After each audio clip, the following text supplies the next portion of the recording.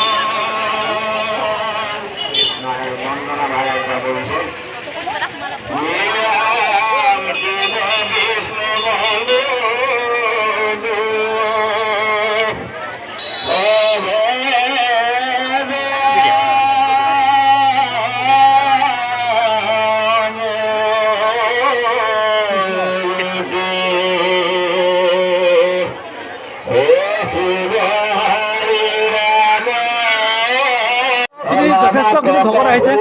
আজি ৰাতিপুৱা 4টা বজাৰ পৰা ইয়াত লাইন পাতিছে শিৱলিংগত গাখীৰ আৰু পানী ঢালিবৰ কাৰণে। যথেষ্ট নৈবেদ্য আগবঢ়াইছে বহুত মানুহে। চাকি বন্তি ধূপ দীপেৰে সকলো ৰাইজে ইয়াত তেওঁলোকৰ মনোকামনা পূৰ্ণ উদ্দেশ্য কৰি তেখেতে আহিছে। অতি জাগ্ৰত স্থান, আপোনালোকে গম পায় এই ঠাইখিনি সেই সময়ত যেতিয়া প্ৰতিষ্ঠা হৈছিল ইয়াত এভাগ সোণৰ মূৰ্তি ওলাইছিলে। 3জন গৰখীয়া লৈ সোণৰ মূৰ্তিভাগ পাইছিলে আৰু সেই সোণৰ মূৰ্তিভাগ পোৱাৰ পৰৱৰ্তী সময়ৰ পৰাই যি ভক্তসকলে যি মনোবাঞ্ছা তেওঁলোকে ইয়াত চাকি বন্তি জ্বলাইছে বা কিবা বিচাৰিছে সেইখিনি পাইছে বুলি আমাক তেওঁলোকে জনাইছে।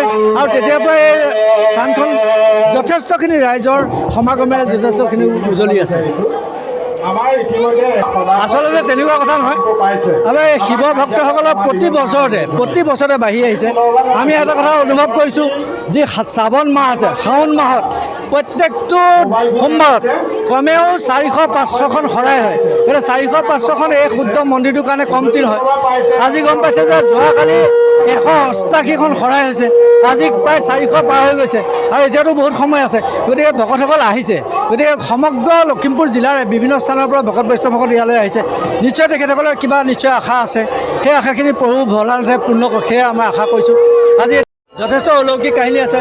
মই আগতে কৈছোঁ যে ইয়াত সোণৰ মূৰ্তি এভাগ ওলাইছিলে, সেইভাগ আমি মিউজিয়ামলৈ দি দিলোঁ আমাৰ ৰক্ষণাবেক্ষণৰ অসুবিধাৰ বাবে।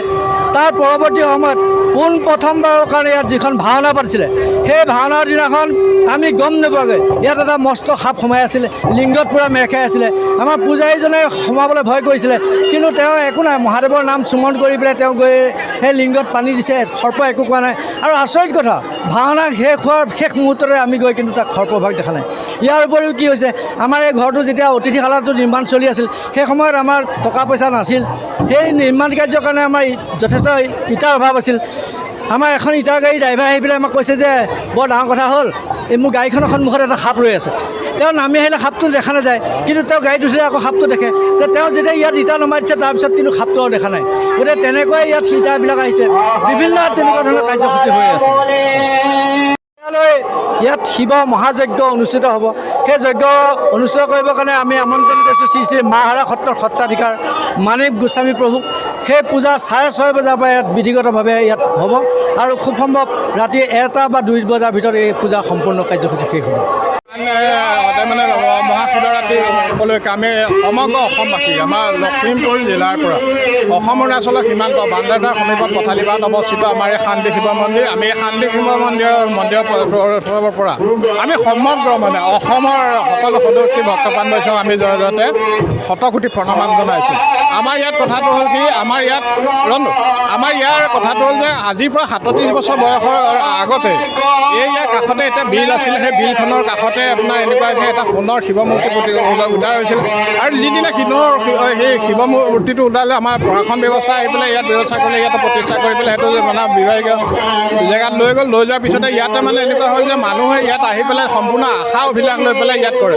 যিখিনি আশা অভিলাষ লৈ পেলাই ইয়াত তেখেতসকলে মানে ভক্তপ্ৰাণ বৈষ্ণৱে ইয়াত সেৱা দিয়ে। ইয়াতে ঠগী নবিদ পুষ্প বেলপাতৰ পৰা ধৰি বিভিন্ন ধৰণৰ উপকৰণ দ্ৰব্য ইয়াত আগবঢ়ায়। সেইখিনি দিয়াৰ পিছতে তেখেতসকলৰ মনোবাঞ্ছাটো পূৰ্ণ হয়।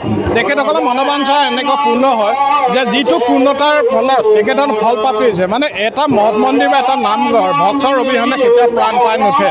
আৰু নিশ্চয় ইমান ভক্তৰ মাজত আমি ভাবিছোঁ, আমাৰ আত্মবিশ্বাস আছে যে ইমানখিনি ভক্ত বৈষ্ণৱবৃন্দ নিশ্চয় কিবা এটা ফল তেখেতসকলৰ প্ৰাপ্তি হৈছে। ফলপ্ৰাপ্তি পোৱাৰ পিছত তেখেতসকলে আহি পেলাই ইয়াত মানে স্বীকাৰ কৰিছে। সেই স্বীকাৰ কৰাৰ বিনিময়তে তেখেতে আমাৰ ইয়াত দ্ৰব্য উপকৰণ যথেষ্টখিনি দিয়ে। আজি আমাৰ কাৰ্যসূচীত আছিলে, এই কাৰ্যসূচীটোত আমাৰ এনেকুৱা হৈছে যে আমি 5 বজাত আমাৰ এই চফাই নিৰাকৰণ আছিলে। 5 বজাত চফাই নিৰাকৰণৰ পিছতে আমাৰ ব্যৱস্থাপনা কৰিছে যে আমাৰ ধৰ্মধ্বজা উত্তোলনৰ পিছত আমাৰ বৃক্ষৰোপণ আছে। আমি 4টা বেল পুলি আৰু এটা নাৰিকল পুলি আমি বৃক্ষৰোপণৰ কাৰ্যসূচী কৰিছোঁ মন্দিৰ পৰিচালনা সমিতিৰ সভাপতি সম্পাদকৰ সহযোগত।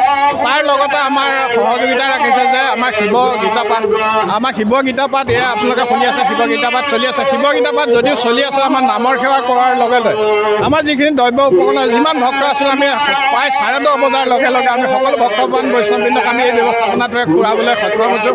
প্ৰসাদ ইত্যাদি দিব পাৰিছোঁ। আমি সম্পূৰ্ণ শৰাই নৈবেদ্য আমি দিয়া হৈছে আৰু ডাটা হিচাপে আমাৰ ইয়াত দিছে যে আমাৰ বেলেগ জেগাৰ পৰা আমাৰ দাঁতি আহিছে। আজি 12,000 টকা এজন মানুহে দিনটো ফ্ৰী দিছে। তেনেকৈ ঠিক আমাৰ 8-10 বা 24 কেৰাহীমান ক্ষীৰৰ ব্যৱস্থা হৈছে। 4-5 কুইণ্টেল আমাৰ ইয়াত মাহ প্ৰসাদ হৈছে।